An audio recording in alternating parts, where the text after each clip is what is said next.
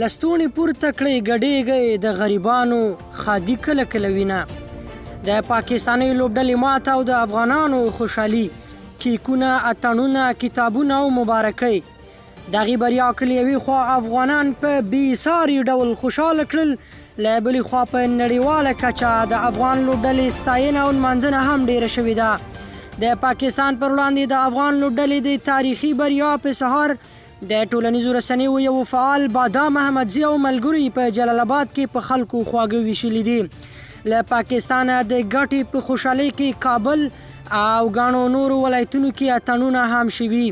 خوست کې هم د شپې ناوخته خلک واټونو ته راوتلي وو. له افغانستانه بهر هم د بریا په پراخه مینه او ولولو نمانځل شوې. نعمت الله حکیار او ملګري بیا د افغانستان په بریا کیک پرې کړی. بختور به هغه و چې هم د کرکټ اړوند خواله وکړي او هم وړیا د خوښې کتاب یوسي. د دغو ځوانانو له ډلې د دین محمد ځلان په نوم یو کس ویلي، له دې کاره یې موخه په ټولنه کې د مطالعې دود پیاوړی کول او په مناسبتي ورځو کې د ناوړو دودونو مخنیوی دی. لږ تر لږه له دوه ښارونو کابل او جلال آباد ته د افغان لوبډلې له بریا وروسته د هوایي ډزو راپورټونه ورکړل شوي. جلال آباد کې ځایي چارواکو ویلي دې ډزو 2 تنه ټپیان شوي چې یوه نجلۍ ده چې د ټپ له امله یوه سترګه له لاسه ورکړې ده. له دې وړاندې هم داسې خوښۍ په هوایي ډزو نمانځل شوي چې خلک یې ناوړه دود بولي.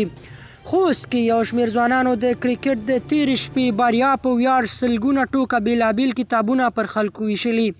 د افغانستان کرکټ بورډ رئیس میرویس اشرف بیا له دغې ویاړمنې بریا وروسته له ملګرو سره دا تصویر شریک کړی. په داسې حال کې چې کابل کې ګڼو خلکو د کرکټ بورډ شاوخوا د بریا دا جشن نمانځی. د کرکټ بورډ مشر د ولس په منځ کې یوه بل ځای له خلکو سره بریا نمانځله.